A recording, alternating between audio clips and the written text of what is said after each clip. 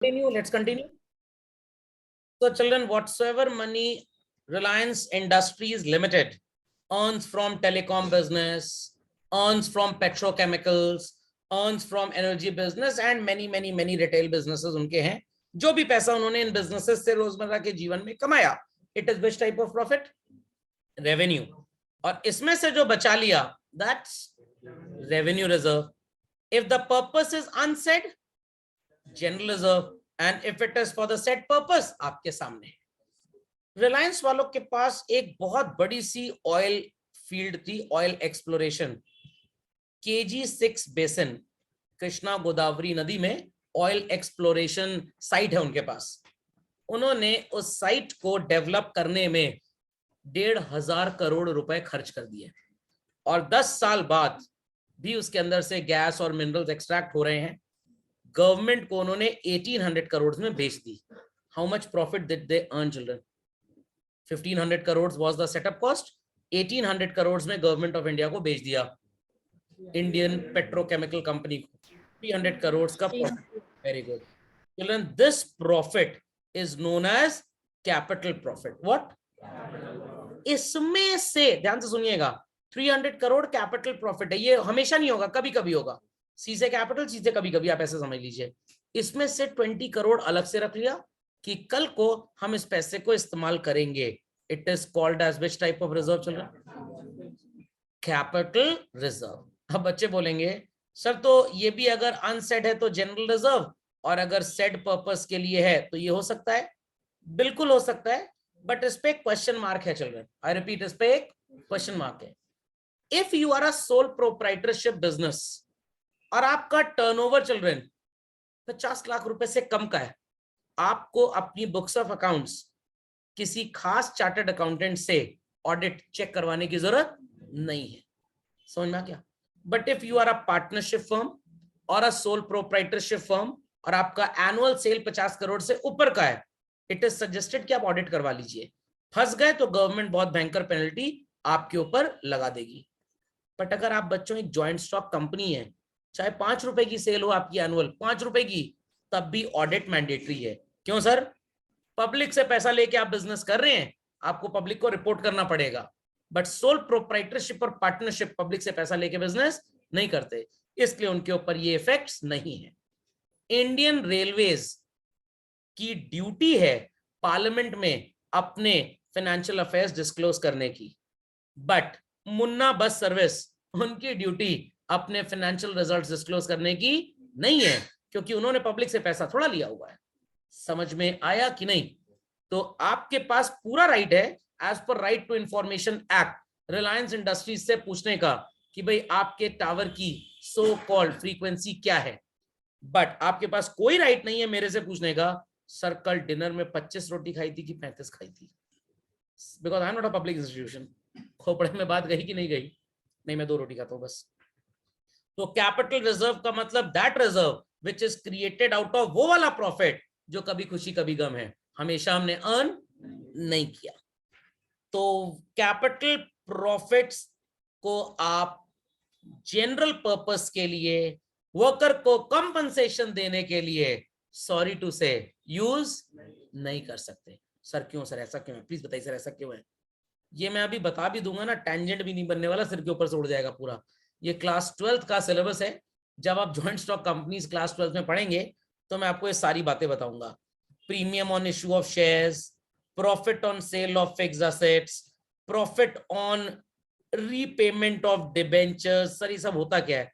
थोड़ा थोड़ा बता दूंगा, पूरा अभी आपको समझ में ही नहीं आएगा, तो इसलिए टेंशन मत लीजिएगा. आपको भी सिर्फ ये टेक्स्ट रट के ही एग्जाम पास करना है. ये हमारे इंडियन एजुकेशन सिस्टम का सबसे बड़ा फ्लॉ है. लॉजिक समझ में आया कि नहीं? तो कोशिश करता हूं शायद आपको समझ में आ जाए.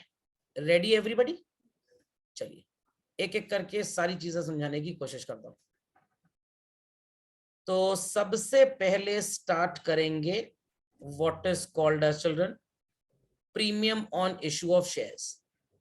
Take an example, there is a joint stock company children named as Reliance Industries Limited. ये मार्केट में अपना शेयर बेच रहे हैं जिसकी फेस वैल्यू 10 रुपए है. आई होप सो शेयर का मतलब तो सबको पता होगा. फाइनेंशियल लिटरेसी की क्लासेस में काफी लोगों ने पढ़ा है और सुनते भी बहुत रहते हैं। किसी भी ज्वाइंट स्टॉक कंपनी में जब मनी कॉन्ट्रीब्यूट होता है चिल्ड्रन, एन इंडिविजुअल पर्सन जो भी अपना 1 रुपए 10 रुपए 100 रुपए देता है, that is known as a share. Company के पास बच्चों 3 चॉइसेस हैं। चॉइस नंबर 1, 10 रुपए का शेयर कितने में इशू किया जाए पब्लिक को। हो सकता है हम पब्लिक को 10 रुपए में बेचें, अट्रैक्ट करने के लिए थोड़ा सा ल्यूक्रेटिव ऑफर दे दें और 8 रुपए में ही बेच दें। हो सकता है पब्लिक को 14 रुपीज में बेचें। यस और नो? हम 14 में बेचेंगे तो डेफिनेटली पब्लिक हमें 14 रुपए पे करेगी। हम चिल्ड्रन 10 में बेचेंगे, पब्लिक वुड पे अस 10 रुपए, और अगर हम 8 में बेचना चाहेंगे तो पब्लिक वुड पे अस 8 रुपए, सॉरी। तो this is the case of discount, this is the case of par, PAR, नदिया के पार नहीं, and this is the case of premium. तो पब्लिक आपको 14 रुपए देगी जब आप कहोगे कि हम 14 रुपए में एक शेयर बेचेंगे। पब्लिक आपको 10 रुपए देगी व्हेन यू वुड से कि हम आपको शेयर 10 रुपए में बेचेंगे। पब्लिक आपको 8 रुपए देगी जब आप पब्लिक को कहोगे कि हम आपको शेयर 8 रुपए का बेचेंगे। बट बच्चों, as per the enactment of new companies act, अब कोई भी कंपनी इंडिया में बाजार में पैसा लेकर डिस्काउंट में शेयर नहीं बेच सकती। अब डिसअलाउ हो चुका है ये। Why sir Y? कंपनीज भोली भाली जनता को फूल करती थी, डिस्काउंट का अट्रैक्शन देकर पैसा लेके भाग जाती थी, इसलिए डिस्काउंट में अब आप कैश में शेयर बेच नहीं सकते।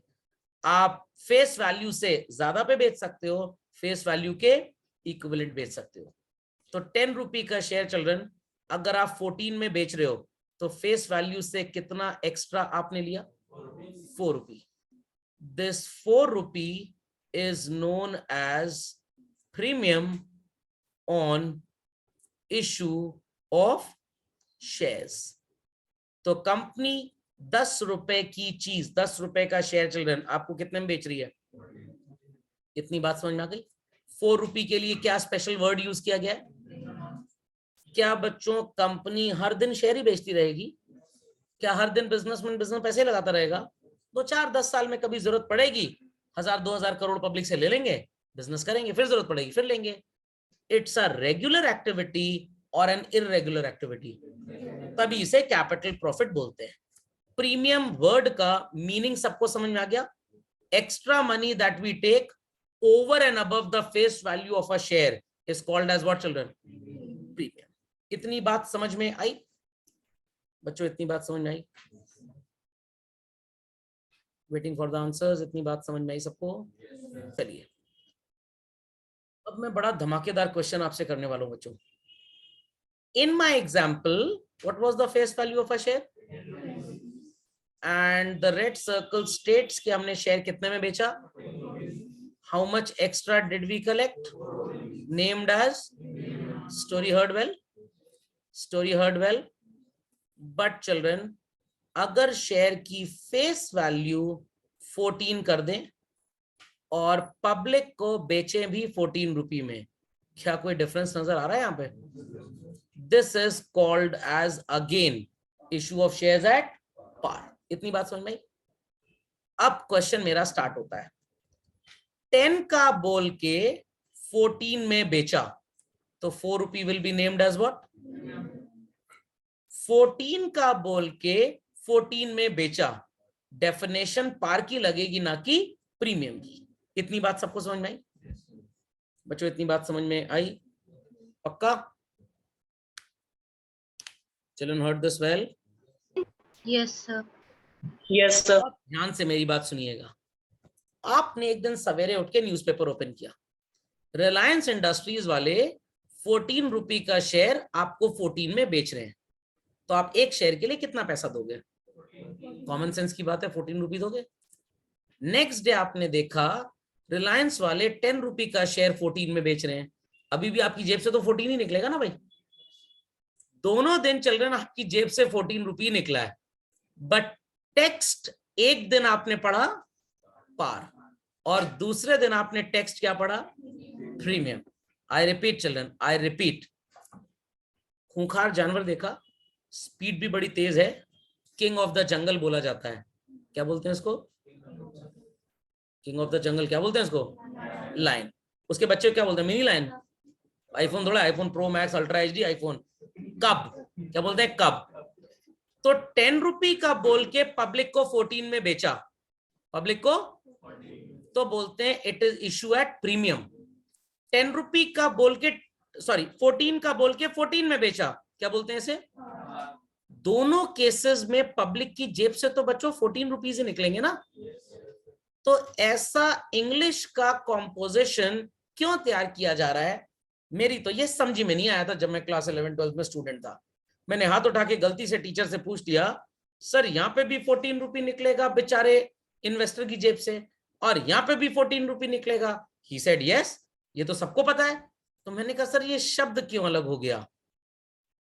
उनके पास एक ही जवाब था, get out of the class. समझ में आई बात?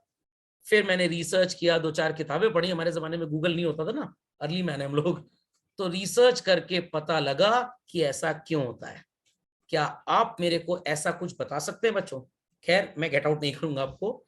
तो 10 रुपए का बोल के 14 में बेचा, the text in English is premium. और 14 का बोल के 14 में बेचा, the text in English is par. दोनों केसेस में इन्वेस्टर की जेब से तो 14 रुपए निकलेंगे ना। सोच के बताइए ऐसा मिसमैच क्यों है, क्यों ये वर्ड्स डिफर कर। ध्यान दीजिएगा, कंपनी ने 1 साल के बाद डिविडेंड डिक्लेयर किया 20% का। How much? यहां पे डिविडेंड 10 रुपए पे कैलकुलेट होगा, whereas यहां पे डिविडेंड 14 पे कैलकुलेट होगा। तो यहां पे लोगों को डिविडेंड मिलेगा 2 रुपी 80 पैसा, और यहां पे डिविडेंड मिलेगा सिर्फ 2 रुपी। इसलिए कंपनी प्रीमियम में शेयर बेचती है कि लोगों को फेस वैल्यू कम और इशू वैल्यू ज्यादा बताओ। पैसे तो 14 रुपी लेंगे उनसे, बट कल को डिविडेंड किस पे कैलकुलेट होगा? फेस वैल्यू पे। तो आप किस कंपनी का शेयर खरीदना चाहेंगे बच्चों? फेस वैल्यू 10, इशू वैल्यू 14, और फेस वैल्यू 14, इशू वैल्यू 14, ताकि आपको डिविडेंड ज्यादा मिले। खैर, प्रीमियम शब्द का मतलब समझ में आया सबको? Extra money over and above the face value that the company happens to collect is known as a premium. Any doubts? Many doubts children. Got it? तो इस प्रीमियम के पैसे को कंपनी कभी कभी कलेक्ट करेगी, हमेशा नहीं कलेक्ट करेगी। तो इट इज कभी कभी वाला profit, that is capital profit. समझ गए बात को? Next children, next. 40 crore rupees का हमारे पास असेट था जो हमने 48 करोड़ में बेच दिया। How much profit did we earn children? Will this profit be earned every day children? No. तो इट्स अ कैपिटल प्रॉफिट।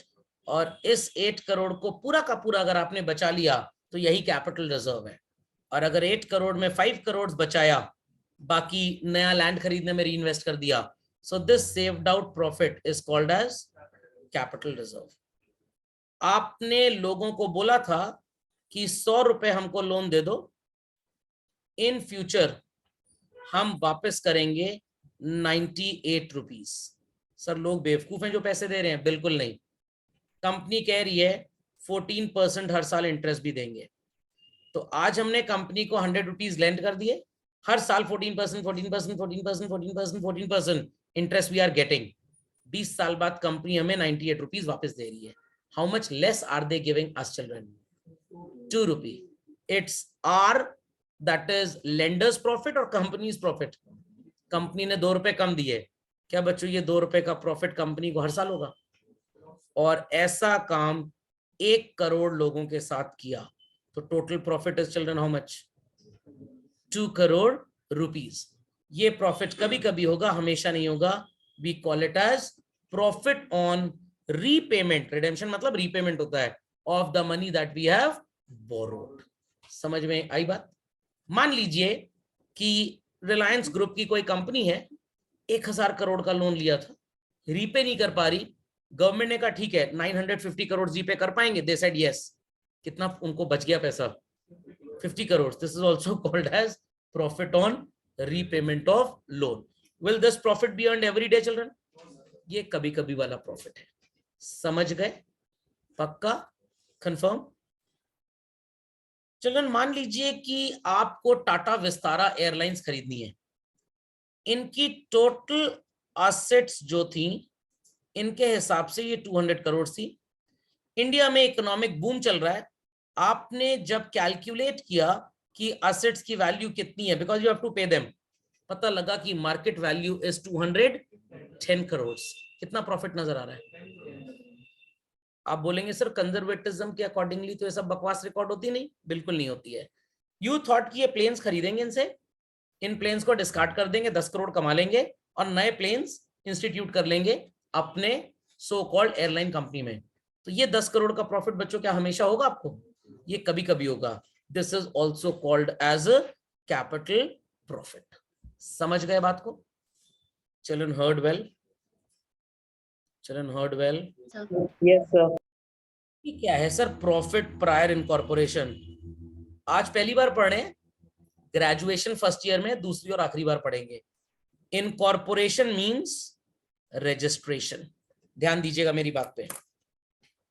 चलो, आपने रिलायंस जियो के बारे में तो सुना होगा। मैं एक सच्चाई आपको बताता हूँ इस कंपनी की। रिलायंस जियो के पास एक्चुअली में पैसे तो बहुत हैं। रिलायंस ग्रुप बहुत बड़ा ग्रुप है, इंडिया की सबसे बड़ी कंपनी आप बोल सकते हैं। बट चिल्ड्रन 4G टेक्नोलॉजी जो उनके पास है, जिसे वोल्टे बोलते हैं, voice over long term evolution, ये टेक्नोलॉजी इनकी नहीं है। ये टेक्नोलॉजी कुछ कंप्यूटर डेटा साइंटिस्ट ने बनाई थी, बट उनके पास इतने पैसे नहीं थे कि ऑल इंडिया लेवल पे टेलीकॉम सर्विसेज लगा पाए। इट्स जस्ट लाइक दैट कि मेरे पास ज्ञान तो बहुत है, ज्ञान बहुत है, बट मैं गूंगा हूं, will I be able to teach? तो मैंने लिटरेचर लिख दिया और लिटरेचर किसी को बेच दिया, और वो इंसान बोलता बहुत अच्छा है और वो करोड़पति बन गया। तो रिलायंस ने उस कंपनी से उनके राइट्स खरीद लिए और जियो इन्फोकॉम लिमिटेड नाम की कंपनी सेटअप की और बेचने लग गए। जब राइट्स खरीदे थे उस ऑर्गेनाइजेशन के, स्काई करके कुछ कंपनी थी, एग्जैक्टली गूगल कर लीजिएगा आपको पता लग जाएगा, उस कंपनी में कुछ प्रॉफिट था चल रहा है। जब कंपनी रिलायंस वालों ने खरीद ली तो ऑब्वियस सी बात है प्रॉफिट भी किसका होगा? रिलायंस का। बट क्या ये प्रॉफिट बार बार मिलेगा चिल्ड्रन? बिल्कुल नहीं। ये समटाइम्स वाला प्रॉफिट है या वन टाइम वाला प्रॉफिट है, इसे भी कैपिटल प्रॉफिट बोलते हैं।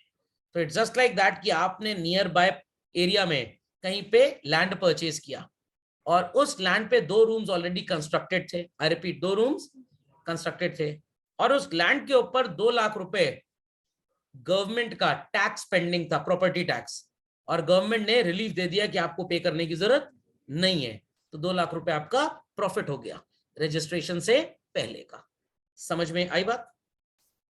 चलन बात समझ में आई? Yes sir. ये क्या होता है sir? Reissue of forfeited share. तो एकदम सिर के ऊपर से निकल गया। आपने टाटा मोटर्स के शेयर्स खरीदे, शेयर था 100 रुपए का, 70 you have paid. How much is unpaid children?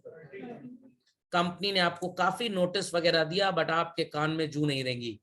Company ने आपके शेयर्स को कैंसिल करके किसी और को चिल्ड्रन रीसेल कर दिया। आई रिपीट, किसी और को रीसेल कर दिया और उससे सो कॉल्ड 50 रुपीज ले लिए। ध्यान से सुनिएगा, 70 रुपये आपसे लिया था और 50 उससे ले लिया। टोटल कितना लिया था? कितने का? 20 रुपए एक्स्ट्रा मिल गए। ये एक तरह का प्रॉफिट होता है children. You have purchased a car, Mercedes Benz, valued at ₹1.5 crore. 50 lakh रुपए आपने दे दिया था at the time of buying और 1 करोड़ का लोन ले लिया था। 20 लाख का EMI पे भी कर दिया children. How much principal is left? और आप पे नहीं कर पाए। बैंक वालों ने कुछ लठैत गुंडे बदमाश भिजवाए, गाड़ी की चाबी तो उन्हीं के पास होती है, व्हाट इट क्लियर, एक की, जब तक आप पूरे पैसे नहीं दे दोगे। उन्होंने गाड़ी उठवा ली और चिल्ड्रन 92 लाख में बेच दी। 12 लाख रुपए एक्स्ट्रा मिल गए कि नहीं मिल गए रीसेलिंग पे? क्या ये प्रॉफिट बैंक वालों को, लीजिंग कंपनीज को हमेशा होगा? कभी खुशी कभी गम, कभी कभी होगा।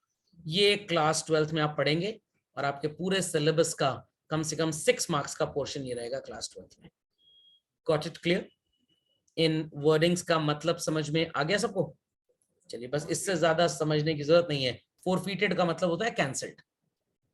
कैंसिल्ड, सीज्ड, जब्त करना। Logic understood children? Children logic understood? चलिए, so children we have the difference between revenue and capital reserve. रोजमर्रा के प्रॉफिट से जो पैसा बचाया वो रेवेन्यू, और कभी कभी वाले प्रॉफिट से जो बचाया वो कैपिटल रिजर्व। रेवेन्यू रिजर्व को जैसे चाहे वैसे इस्तेमाल कर लीजिए, कैपिटल रिजर्व ये वाला पॉइंट चिल्ड्रन, जैसे चाहे वैसे इस्तेमाल कर लीजिए। कैपिटल रिजर्व कुछ स्पेसिफिक पर्पसेस के लिए यूज हो सकता है, किसी भी XYZ पर्पस के लिए आप इस्तेमाल नहीं कर सकते। Why is it so sir? जब क्लास 12 में आप जॉइंट स्टॉक कंपनीज पढ़ेंगे, you will come to notice that. Revenue reserve आप इसलिए बनाते हैं ताकि आपकी फाइनेंशियल पोजीशन बहुत स्ट्रांग हो जाए। कैपिटल रिजर्व के लिए children there are certain legal compliances, आपको इन्हें फॉलो करना पड़ता है, इसलिए काम करना पड़ता है। समझ में आ गया? तो आप घर बनवाइए as per the norms of the development authority. Fire fighting system लगवाइए ना लगवाइए, आपकी मर्जी है, बट अगर आपने बच्चों एक रेस्टोरेंट ओपन किया है तो फायर फाइटिंग सिस्टम का इंस्टॉलेशन जरूरी है, because you become a public institution now. Okay, reserves का इंपॉर्टेंस क्या है? पिगी बैंक में पैसे रखने की इंपॉर्टेंस क्या है? क्या मेरे को ये बात बतानी पड़ेगी? टू अश्योर प्रोटेक्शन, अगर फ्यूचर में कोई अनहोनी हो सकती है तो। Logic understood children? पक्का? Yes, sir. So children, you can meet any future contingency. Contingency का मतलब होता है unforeseen situation. I repeat children, unforeseen situation. आप अपने बिजनेस की फाइनेंशियल पोजीशन को बहुत स्ट्रांग करेंगे।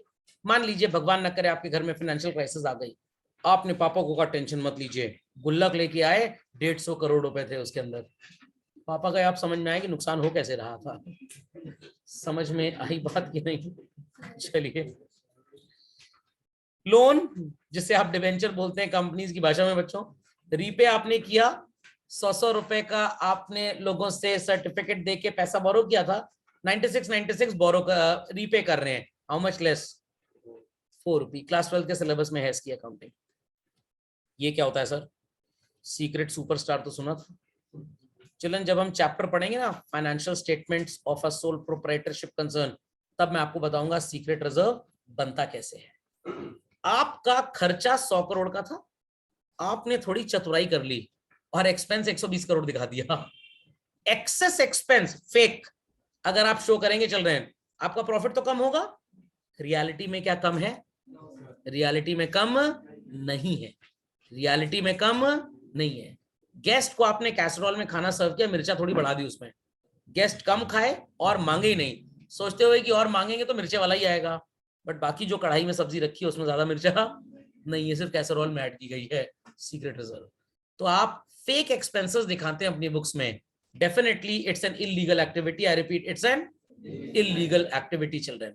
बट काफी बिजनेसेस ऐसा करते हैं कि थोड़ा सा एस्टिमेटेड एक्सपेंस ज्यादा दिखा दो ताकि आपके प्रॉफिट्स कम नजर आए, बट रियलिटी में वो कम। एज अ स्टूडेंट क्लासरूम के अंदर इसको पढ़ाया जाता है, रियलिटी में ऐसा कुछ नहीं होता, टोटल बकवास है चिल्ड्रन, ये टोटल बकवास। ओके, अब ये बनता कैसे है? ये जब आप फाइनेंशियल स्टेटमेंट्स पढ़ोगे then you will come to know. Difference between provision and reserve के ऊपर तो काफी ज्ञान मैंने आपको कल ही दे दिया था children. Provision is a charge, remembering the previous lecture children. Profit हो चाहे ना हो, कुछ भी दिमाग में अनसर्टन तो सोच ही सकते हैं आप, बट पैसा सेव करने के लिए चिल्ड्रन प्रॉफिट का होना बहुत जरूरी है।